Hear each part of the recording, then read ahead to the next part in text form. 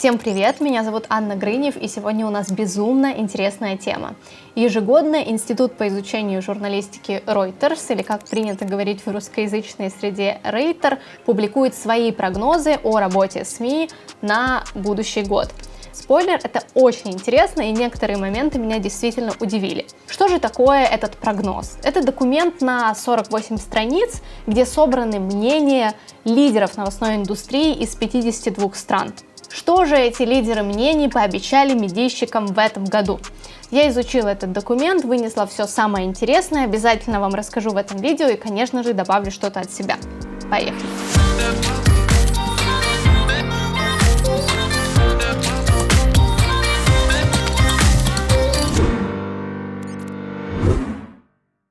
Одним из самых больших сюрпризов в вопросе этого года стал рост доходов в СМИ. 59% вот этих всех лидеров мнений в новостной индустрии сказали, что их доходы выросли. Как же так вышло? На самом деле все очень просто. Это платные подписки и реклама.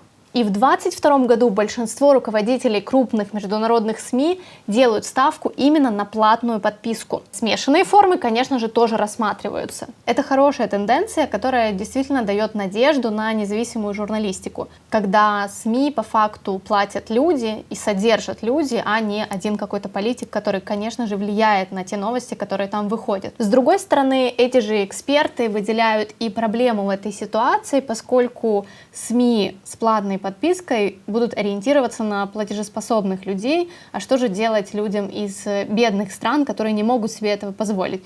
Но если вам интересно, можете почитать это исследование, там есть ответ и предложения, связанные с этим вопросом. Еще один интересный факт. Несмотря на то, что доходы в СМИ растут, общий процент потребления новостей в разных странах значительно снизился. Вторая и очень крутая тенденция, которая мне безумно нравится, это борьба за таланты. Исследования прогнозируют, что крупные СМИ будут переманивать таланты с других платформ. От себя добавлю, что сейчас мы живем в удивительное время, когда каждый человек, либо каждый талантливый журналист может по факту стать сам для себя средством массовой информации.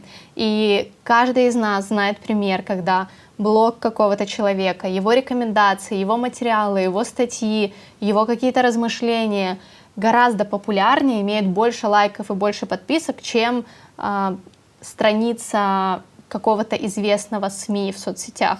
И это безумно круто, потому что я понимаю, что есть очень нестандартные ребята, есть очень нестандартные журналисты с нестандартным мышлением. И на этапе вхождения в редакцию их часто ломают, потому что они не подходят под нужный шаблон. А если, к несчастью, они попадают в руки к редактору, у которого большие комплексы, или он постоянно самоутверждается за счет молодых и неопытных журналистов, и такие ситуации безумно меня расстраивают, когда действительно вот эти молодые ребята, у которых большое будущее, ломаются, попадая на реальную работу. И тут, конечно же, возникает логичный вопрос, зачем же этим талантливым журналистам, которые удачно, успешно создают свои средства массовой информации, будь то блоги или какие-то телеграм-каналы или что-то еще, сотрудничать с большими мировыми СМИ, если они могут в некоторых случаях сравниваться по рейтингам. Конечно, смысл есть, потому что сотрудничество с мировыми брендами, с СМИ мирового уровня, оно, конечно, дает очень классный опыт. И я прекрасно понимаю этих самых представителей крупных СМИ, которые будут бороться за таланты, потому что сейчас выдавать просто новости, этого недостаточно для того, чтобы вас читали, этого слишком мало. Нужно давать что-то интересное, нужно показывать реальные таланты. Второй подпункт в этом прогнозе тоже меня заинтересовал. Он гласит о том, что звездные журналисты могут объединяться в коллективы, чтобы как-то монетизировать свою работу и соединять свою аудиторию, соответственно. Мне показалось это классной идеей изначально. Но потом я поняла, что с этим могут быть проблемы. Потому что, по моему мнению, не звездный коллектив, но который хорошо сработается, может давать результаты гораздо лучше, чем коллектив, который на 100% состоит из звездных журналистов, редакторов и вот так далее. Потому что в таком случае, в случае работы редакционной, командная работа на первом месте будет. Потому что если каждый сам себе звезда, ну, по моим ощущениям, по моему мнению, такое СМИ далеко и долго существовать не будет. Либо там должен быть очень крутой менеджер, но здесь, опять же, это тоже не про амбиции, это тоже про хорошую работу с коллективом, со звездами, журналистами. Хотя в целом идея мне очень нравится. Что же будем делать с контентом, если мы хотим платные подписки, хотим зарабатывать на рекламе, хотим, чтобы нас читали и смотрели? Как я уже сказала, просто подавать новости, этого действительно уже мало. Наши исследования прогнозируют взлет подкастов. В некоторых странах подкасты давно очень популярны, в Украине подкасты потихоньку, но заходят, еще не настолько популярны, но я вижу, что тенденция уже какая-то есть. Вот подкастам как раз отдали первое место и прогнозируют им наибольшую популярность в плане контента. На втором месте различные рассылки и на третьем месте видеоконтент. Конечно же, все издатели будут пытаться побольше ухватить молодой аудитории, да и в целом делают ставку, естественно, конечно же, на TikTok. И мы говорим об очень серьезных мировых изданиях. На втором месте у нас, конечно же, Instagram. На третьем месте площадка, на которой вы слушаете меня, YouTube. Ну а соцсети, которые те самые издатели мягко попросили удалить или вычеркнуть из своей жизни, это, к моему большому счастью, Facebook и Twitter. Ну, к Твиттеру я еще поспокойнее отношусь, а вы знаете, что Facebook я недолюбливаю, потому что он мне не нравится. Вот такое объяснение. На самом деле я четко вижу, что Facebook уже сильно отходит в прошлое. Есть некоторые темы там, политические, в основном какие-то социальные, которые еще там как-никак продвигаются, и как-то еще, в принципе, можно с ними там работать. Но в целом я вижу по Фейсбуку, что там вот прям пусто и неинтересно, что там уже очень давно не появляются какие-то свежие мысли, какие-то большие интересные блоги, лонгриды, какие-то интересные споры там в комментариях. Ну, как-то свежих мыслей и интересных новостей там давно нет. И я об этом говорила в своих блогах давно вам, и давно говорила о том, что нужно продвигать ТикТок, и о том, что ТикТок может быть образовательным, он может быть интересным, он может быть разным, красивым, сдержанным. И сам формат ТикТока позволяет продвигать информацию понятно и легко. И я безумно радуюсь тому, что все эти мировые эксперты со мной согласны. Так что, как и молодым начинающим журналистам, так и медийщикам со стажем советую присмотреться к этим площадкам. И вообще считаю, что если вы уже попали работать в СМИ, то у вас точно не должно быть такой черты характера, как какая-то брезгливость к чему-то новому. Я периодически от своих коллег вот это слышу, когда они там насмехаются над ТикТоком, они точно так же насмехались над Инстаграмом там некоторое время назад. Конечно же, сейчас они прекрасно там сидят, ведут там какие-то свои блоги. Я точно так же помню, с каким отвращением они относились к Инстаграму, к телеграм-каналам, ко всему этому. Все эти этапы мы прошли. Вот чем проще вы будете принимать какие-то новшества, тем быстрее вы будете взлетать как СМИ в каких-то трендах. Я вообще, конечно, радуюсь. Я посмотрела эти прогнозы, и мне очень приятно, потому что прям появилась какая-то надежда на светлое будущее в СМИ. Четвертый момент, и тоже довольно приятный, это то, что большинство работодателей, руководителей, редакторов различных СМИ говорят о смешанном типе работы и реально видят в этом смысл и видят в этом улучшение работы своих сотрудников. Смешанный тип работы я имею в виду работа в офисе и работа дома. Речь не идет о том, что вы полноценный рабочий день проводите в офисе и потом еще дорабатываете дома. Международные руководители вообще такой вариант мало рассматривают, потому что прекрасно понимают, что это приводит к быстрому выгоранию своих сотрудников. Соответственно, ваши сотрудники выгорают, они не приносят вам классные результаты, вы теряете деньги. Схема абсолютно ясна. Круто, что руководители СМИ это понимают. Поэтому они будут поощрять в 2022 году смешанный тип работы, частично в офисе, частично дома, в зависимости от того, какие задачи ты выполняешь. И я понимаю, что это конкретно снижает уровень тревожности для журналистов, потому что Есть моменты, когда тебе нужно побыть в редакции, пообщаться с коллегами, потому что это может тебя зарядить на какие-то классные темы, они могут тебе что-то подсказать, да и в целом, это правильная коммуникация.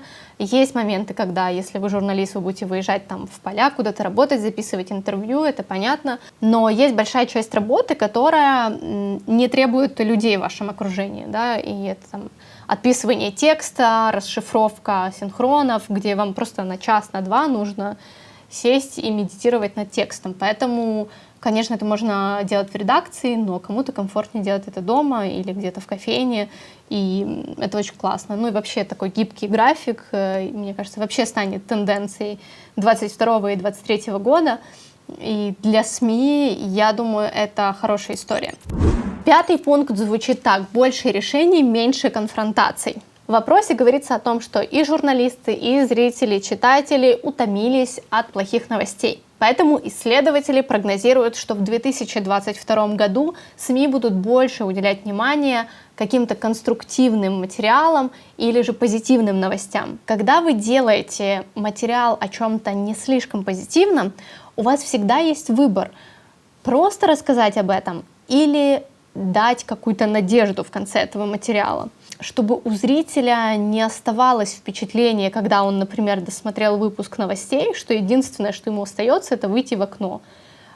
Классно, когда вы в конце своих материалов, даже если темы сложные, пытаетесь найти ответы на вопросы: что же делать в таком случае, как можно этого избежать, что посоветуют эксперты, помочь человеку справиться с этим стрессом. И как показывает тенденция, люди действительно очень устали от плохих новостей. Здесь, конечно, я думаю, что люди лукавят немного, потому что они сами с удовольствием эти новости читают и смотрят. Я в свое время активно мониторила просмотры наших новостных сюжетов. Мне было безумно интересно, а что же набирает больше всего просмотров. Вот, например, мы собрали выпуск новостей, и потом эти сюжеты порезали, там их и заливают, и я потом отсматривала, какие именно сюжеты набирали больше всего просмотров. Так вот, какие бы талантливые сюжеты ни делали мои коллеги, больше всего просмотров всегда набирали смертельные ДТП, драки, убийства, наркотики, маньяки. Поэтому наши позитивные материалы были крайне мало кому нужны. Я бы, конечно, так не жалела сразу же человечество, которое устало от плохих новостей, потому что прекрасно понимаю, что плохие новости всегда привлекали внимание и всегда будут привлекать внимание. Но у нас, как у журналистов, есть возможность немного смягчить и сделать поменьше градусов накала. 6-й тренд — это сосредоточенность СМИ на безопасности. Многие издатели пообещали, что будут большое внимание уделять безопасности своих редакций, безопасности своих сотрудников, соответственно, постоянному обучению. Естественно, большое внимание уделяют не только офлайн безопасности, но и онлайн безопасности. Многие руководители новостных изданий хотели бы ужесточить правила пользования социальными сетями для своих сотрудников. И это тема, которую мы с вами уже обсуждали, о том, как сотрудникам СМИ, журналистам пользоваться социальными сетями, какой контент они могут публиковать, могут ли они публиковать какое-то свое мнение, особенно по каким-то жестким политическим вопросам. В общем, из того, что я увидела и прочла, эта тема точно так же беспокоит и руководителей крупных мировых СМИ. 7-й тренд — это сообщение об изменениях климата. Конечно же, мы много читали об этом и в 2021 году, но в 2022 году, чтобы формат этих важных новостей был понятней, интересней и качественней, большие крупные СМИ хотят привлекать к этой работе журналистов с научным образованием. Это должно быть основным приоритетом для издателей, которые планируют заниматься этой темой, эту тему освещать. К слову, конечно же, большинство издателей сказали, что будут заниматься этим вопросом и будут эту тему поднимать постоянно. И это очень круто, потому что это довольно узконаправленная тема, в которой есть масса тонких моментов, которые журналист без специального образования может не понять или подавать некорректно. Такие публикации, даже с благими намерениями, очень сильно дискредитируют эту тему, когда журналист как-то услышал, как-то не так понял, но переписал по-своему, а потом приукрасил, а потом слово некрасивое напишу попроще. И в итоге человек, который как-то в этом разбирается, читает этот материал и насмехается просто над тем, кто это написал. Чтобы дать таким новостям больше веса, издатели планируют активно привлекать журналистов с научным образованием. Это нас очень быстро возвращает к теме об образовании и университетах, поскольку какое-то профильное образование дает действительно много преимуществ журналисту, особенно на мировом рынке, поскольку вы не просто человек, который умеет писать и брать интервью. Глобально этому несложно научиться. Конечно, есть более талантливые, менее талантливые ребята, лучше способности, хуже, но все равно этому можно научиться. Я прекрасно понимаю, что факультет журналистики — это всегда гораздо интереснее, чем сидеть и изучать формулы и сдавать высшую математику. Но если у вас все-таки есть силы и возможности и склонности к этому всему делу, то вперед. Потому что журналистом, если это ваше, вы в итоге все равно станете, но с классным образованием. Ну и напоследок цитата, которая меня заинтересовала, и она тоже связана с пунктом, который мы сейчас обсуждаем, с изменениями климата. Журналистам нужно найти правильный баланс между необходимостью донести безотлагательность ситуации и агитацией, которая может подорвать общественное доверие, если ее будут воспринимать как отсутствие беспристрастности. Это интересно. Предпоследний пункт, о котором мы сегодня говорим, обсуждая наши тенденции, называется «Платформы и их регулирование». И связан он с бесконечным количеством фейков и неправдивой информации, которые опубликовали СМИ в 2021. В этом пункте речь идет о законах, которые связаны с безопасностью в интернете и подобными фейками. В каких-то европейских странах подобные законы уже приняли, в некоторых только собираются принять. Естественно, в этих странах законы называются по-разному, но в целом они об одном. О том, чтобы, цитирую, пресечь незаконный и вредоносный контент. И, конечно же, остановить онлайн-дезинформацию.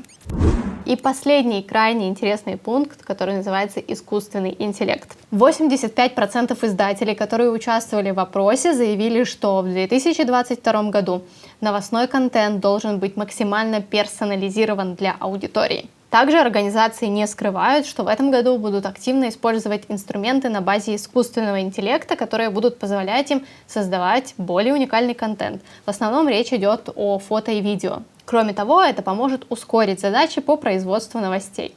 Издатели пообещали много экспериментов в этом направлении. Вот такие главные 9 тенденций выделил для нас Институт по изучению журналистики Reuters или Рейтер. Мне очень понравились эти тенденции и прогнозы. Они дают надежду на классное развитие журналистики, как минимум в 2022. Я вспоминаю наше с вами общение и вопрос одной из моих подписчиц о том, что ее родители, ее учительница в школе сказала, что журналистика умерла и что в эту сферу идти не нужно. И меня это тогда очень расстроило, но я сказала, что журналистика не умерла, она просто меняется, она просто не такая, как привыкла та учительница, которая говорила об этом. Как вы видите, в этом вопросе вообще ничего не сказано о телевидении. Меня это радует. Мне нравится тот формат журналистики, который сейчас становится популярным, и то, на что делают ставки эти лидеры мнений, связанные со СМИ. Поэтому журналистика меняется, она трансформируется, она меняет и подыскивает форматы, она делает все, чтобы становиться независимой, и это очень классно. Мне очень интересно, что вам запомнилось больше всего, какой пункт заинтересовал или, возможно, удивил больше всего. Может быть, у вас есть какие-то свои прогнозы или вы с чем-то не согласны. Пишите обязательно это в комментариях, я с удовольствием это прочитаю. Спасибо вам большое, спасибо всем, кто смотрит и подписывается. Обнимаю вас, пока-пока.